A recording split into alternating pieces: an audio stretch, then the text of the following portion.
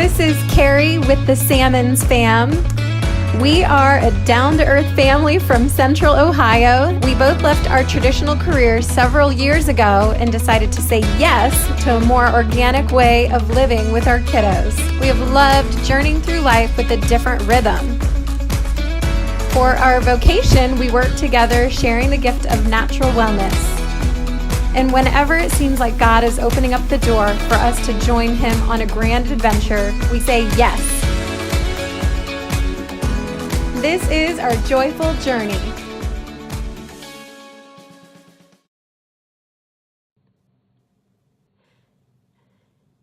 Hey friends out there, this is Carrie Sammons, and I am hanging out in my home here in New Albany, Ohio.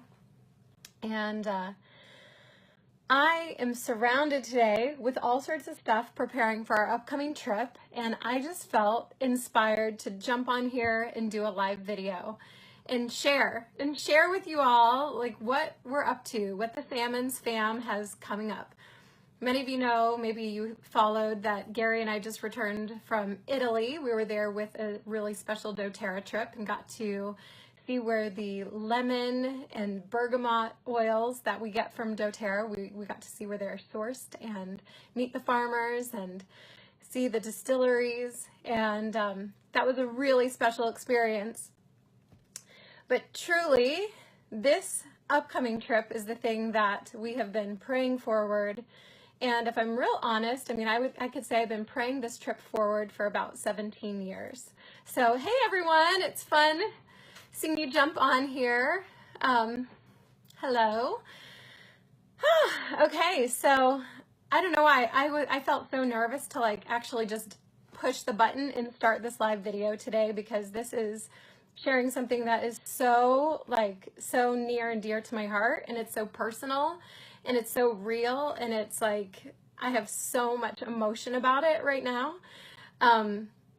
But it is not meant to be kept secret or private. This is something that I want for all of our friends and family out there to know about. I want you to know what we're doing, what we're preparing for, because I want you to be praying us forward. And also, we just feel like we want to be bringing you along on this adventure. So to not hold the suspense any further, some of you already know the news, but we are going as a whole family to Madagascar. Yes, Madagascar. Yes, like the movies, except for Madagascar is really different than the 3 Madagascar movies. So Madagascar. We are leaving on July 6th and going to be gone for almost the whole month of July. And so it's a really big trip. It's something that we've been hoping and planning for and praying forward for a long time, and we feel like our 3 kids are finally at the right age to be able to handle this kind of big cross the globe adventure. And so what I decided I wanted to do is share with you, like, there's so much to say and share about this that I think I'm going to break it up into little bite-sized pieces. So my goal is actually to go live every day this week, at least Monday through Friday, and share part of the story. And so today I thought we could just talk about, first of all, where is Madagascar, why we're going there, and kind of the whole reason why we picked Madagascar. So for those of you out there that are geography gurus, or you've seen the movies and you decided to look it up, Madagascar is, okay, so here, look at this. I even brought my handy dandy globe so I could have some show and tell. It's fun seeing a lot of my friends jumping on. Okay, so here we are in Columbus, Ohio, right here, and we're going to be flying. First, I think we go to Atlanta, and then we are flying all the way over here to Paris for, we have to fly through Paris, so why not at least stay for the night? And then we fly straight down here, and from here to Paris, it's about 7 or 8 hours. And then from Paris down to Madagascar, if you guys can see that, it's going to be another 10 hours we're flying on Air France to get there. So Madagascar is this island. It looks like a little island, but it's actually the 4th largest island in the world. and it's technically considered part of Africa. I don't know if you guys are seeing this backwards or forwards, but anyhow, let's just roll with it. Um, it's technically part of Africa, but once you get to Madagascar and you meet the people there, you realize they consider themselves Malagasy. They don't feel, they feel like they're their own thing. That's not necessarily African, but they're the Malagasy people, and they speak a language there called Malagasy. It's the only place in the world where this language is spoken. And one of the cool things is, even though there are many different tribes in Madagascar, they all speak Malagasy. Now, of course, there's some different dialects. So there's, just like I guess in any country you go to in England, here in America, there's different English dialects all over the place, right? Okay, so here's an up close, a bigger picture so you can see Madagascar. It's right across from the Mozambique Channel and in the Indian Ocean. And like I said, it's the 4th largest island in the world. I'm giving you guys a little bit of backstory on Madagascar. The land mass is about the same size as Texas. So it is a really large island. And so we're going to be flying into the capital city, which is Antananarivo. That's a big mouthful. You can shorten it and just say Tana or Tana, depending on how you're pronouncing it. Okay, I want to give you a little backstory, like why in the world we're going to Madagascar and how that's even on our radar. For some of you out there that have known me for a long time, I actually lived in Madagascar for a year. I moved there in 2000 and lived there for the year 2000, 2001. And it was so cool as I was sitting here and surrounding myself with all this stuff preparing for our trip. It just made me emotional because I was thinking, oh my gosh, it was exactly a year ago today that I was actually at the orientation training. I went through an organization called Africa Inland Mission, and I was there at their orientation camp for 3 weeks. I was there preparing and studying, and they were just praying us forward and just getting us prepped and ready for all that we had in store. And there were people in my group that were going to Kenya, Uganda, Namibia, all different parts of Africa. I was the only one part of that group that was going to Madagascar. And so I was just actually pulling out this photo album that I pulled off of my thing, and I was like, wow, here it is, like my picture of Madagascar that I'd glued in here, and kind of photos from the beginning of my journey. This was almost 18 years ago today. It was this picture of me when I arrived to Madagascar and went on a trip around the country with some friends that have remained lifelong friends of mine. One of the places we stopped down south in Tomasana, a little town. This is me in the middle, surrounded by a bunch of the adorable kids in the community and some of the other friends that were on that little part of the adventure with me. So yeah, I went with Africa Inland Mission, and I taught English, and I lived in the capital city. I lived with a family that hosted me, and there was another girl that came, and her name is Amy, and hopefully Amy will get on here and get to see this video. And we lived there for the year and had an amazing experience. And I fell in love with Madagascar. I quickly learned when I got there that my poor working knowledge of French language, it used to be a French colony, so French is one of their national languages. And I realized, though, I'm like, they don't speak French to each other. French is one of their trade or business languages, but they speak Malagasy to each other. And so my group of students that I had, I kind of bargained with them, and I said, hey, I'm happy to teach you English, but you have to help teach me Malagasy because I really want to communicate in your own language with you. So I had the time of my life. I made dear friends that I'm still in touch with. And I remember very clearly flying home from Madagascar, when it was time to go home after my year. And I was just wrestling with God. I was like, oh, I felt so called to come here. And 1 year seemed like a really long time at first. And then once I got there, I realized the year went by so fast, and it was really hard to leave. And I remember just praying this prayer, and I was like, what was this all for? Like, how does this fit into the whole picture of my life? Because now I have this little bit of working knowledge of this language. I have my heart left in this part of the world that is so remote and hard to get to from Ohio. And I just prayed. I just said, you know, Jesus, I pray that someday I'll be able to come back here again, and not on my own, but with a husband and kids that also have the joy of wanting to come and see what Madagascar is all about. So that was 17 years ago that I was praying that quiet prayer privately in my heart as I was flying back over the Indian Ocean, landing in Kenya to actually meet my brother there. He flew to meet me in Kenya, and then he and I got to do some really awesome adventures to kind of slowly work my way back home, right? We tent camped around Europe together. We summited Kilimanjaro together. Jonathan and I had a really awesome adventure. It was so much more expensive for him to come to Madagascar, which is why we decided let's just meet in Kenya. So anyhow, here we are, 17 years later, and it's just been really cool reflecting kind of on, you know, back so many years ago when I was praying that very quiet, private prayer.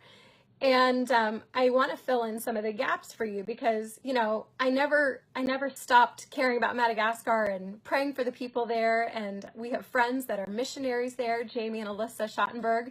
And I became friends with Jamie when I lived in Madagascar. His sister Alyssa was one of my not Alyssa is his wife. His sister Carrie Lynn was one of my roommates there, and just stayed in touch with them. And I thought, okay, God's probably going to use them to somehow knit us back together and bring us back there. But what I didn't expect was, again, God works in the most mysterious ways that we would least expect. So in enters doTERRA to my life, right? That was in 2009 when Connor was a baby and he was dealing with all sorts of digestive issues, and we were looking for something that could help him that was more of a natural, something natural. And I tried drugs, I tried so many different things, nothing helped with his digestive issues, and little sweet Connor just wouldn't sleep. He was a sweet baby, but he was so uncomfortable that he wouldn't sleep, so of course neither was I. And when he was 9 months old, my friend Betsy shared a little sample of the digestive blend that doTERRA has, and it was miraculous for him and miraculous for our whole family, and it really changed the whole course of my journey with my life. You know, Gary ended up quitting his job. He and I do doTERRA full time, but that's kind of jumping forward in the story. I felt such a conviction when I got introduced to these oils that I was like, oh my gosh, this makes sense. Like when I lived in Madagascar, I saw the people there. They're so poor, right? It's one of the most poor countries on the planet. Yet they're so rich in their natural resources that God has given them. They have, it's between 80 and 90% of the plants and animals there are found nowhere else in the world. And I saw people, you know, the family that we lived with, the little boy got a really bad burn, and I saw them go out and get plants from their garden that they used and made a balm with that they put on there. And then even I heard that the doctors at the hospital were using all this plant-based stuff.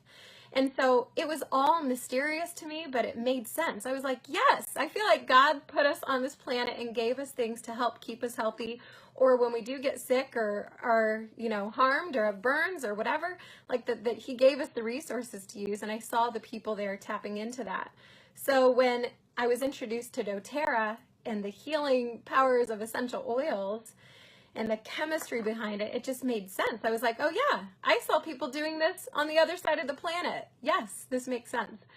And then I felt very, you know, it's kind of funny that I ended up at the convention, the doTERRA convention about 3 months later, but my friend Leanne and Betsy and a couple others were going, and I was like, well, if you're going, then I want to go. And while we were there, I had my ylang ylang oil. I had seen that doTERRA had ylang ylang, so I ordered this. This is one of the earlier ones that I ordered because I first heard about this oil when I lived in Madagascar. And so at that convention, I went and found Emily Wright, and she's one of the owners of doTERRA, and I introduced myself to her, and I said, hey, I just have to ask you, because back then it wasn't published in anywhere that I knew how to find it, because I was so new to essential oils and new to doTERRA. And I said, the ylang ylang oil, I have a question about where it's sourced. And her eyes got big and bright, and I said, is it by any chance from Madagascar? And she says, it is. And I said, okay, even more specifically, is it from the tiny little island off the north coast called Nosy Bay? And she said, yes, how do you know about that? And I said, I've been there. I've been there. And I was introduced to ylang ylang when I went and visited on a trip this tiny little remote island. And the people there, of course, my language skills were so poor, and I feel like a lot was lost in translation, but they gave me this little sample vial of ylang ylang, and they said it was from the plants, and they described it as perfume, a parfum. And I was like, oh wow, this is really strong perfume. I don't know if I could like wear this all over. But lo and behold, it was the essential oil, and they had described that it was really good for healing and all sorts of different properties to it. But again, I didn't really understand what I was holding way back 18 years ago.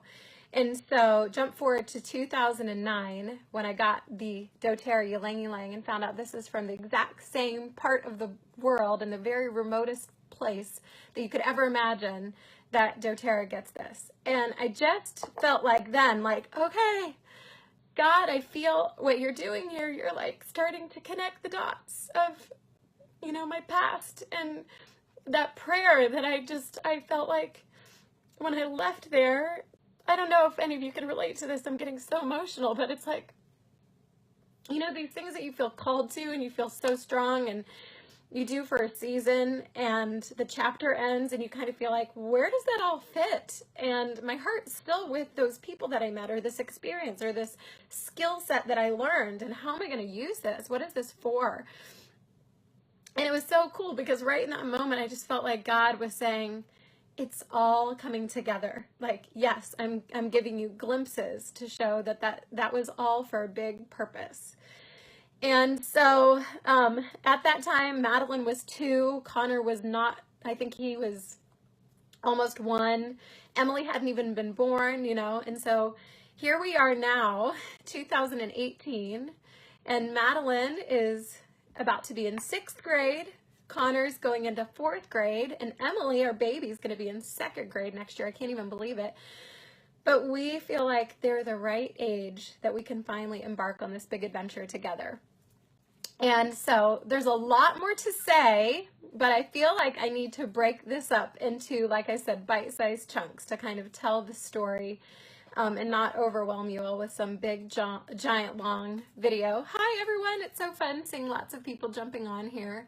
Anyone out there been to Madagascar before or ever dreamed of going? I know it's so far away and so remote.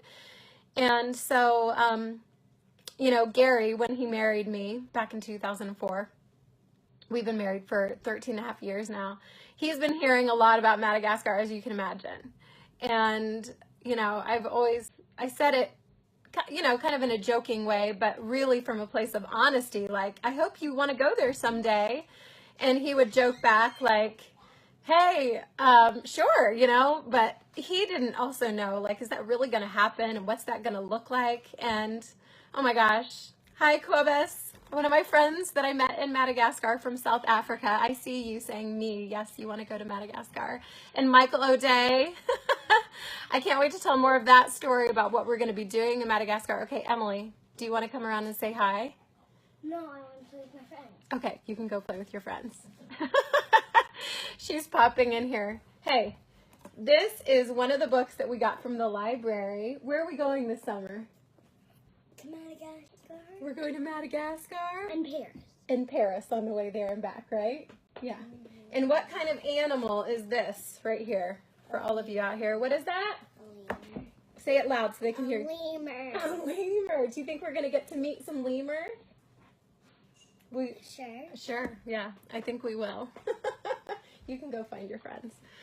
So, okay, so for the episode tomorrow, I'm going to tell you more about what we're going to be doing when we're there. We're going to actually be in 3 different main cities, and we have some really cool things that we're doing in each different place. We're going to be flying into the capital city first, and we're spending a week there, and then we're spending a week up in Majunga, and then we're spending our last part of our time in Nosy Bay, where the ylang ylang comes from. And I can't wait to go find some of the growers and the ylang ylang distilleries. And I'm over here brushing up on my Malagasy. This is my language book that I found from the lessons that I was taking when I lived there so many years ago.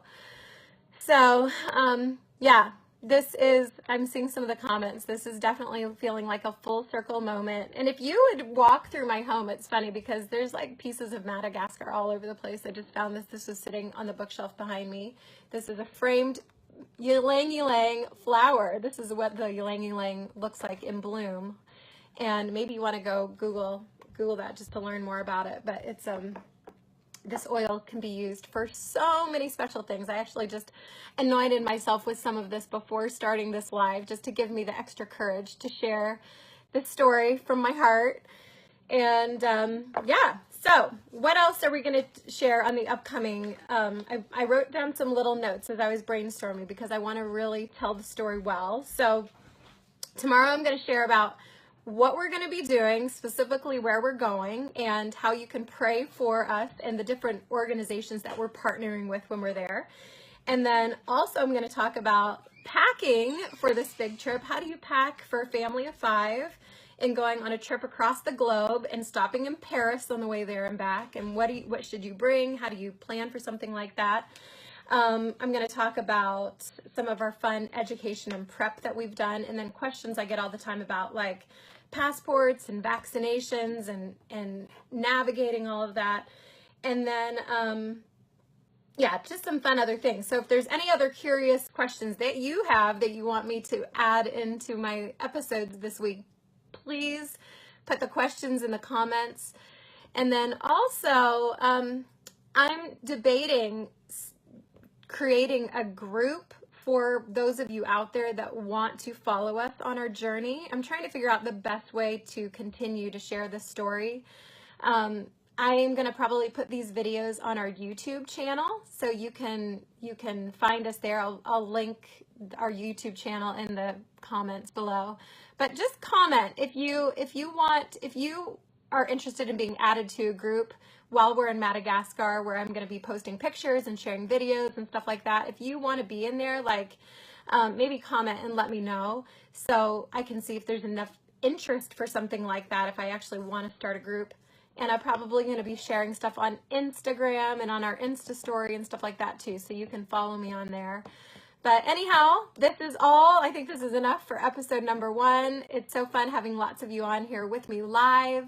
And I can't wait to just be engaging more as we share some of the story of the Sammons Fam and our crazy adventures and what I'm going to call our mission to Madagascar. All right. Love you all. More later.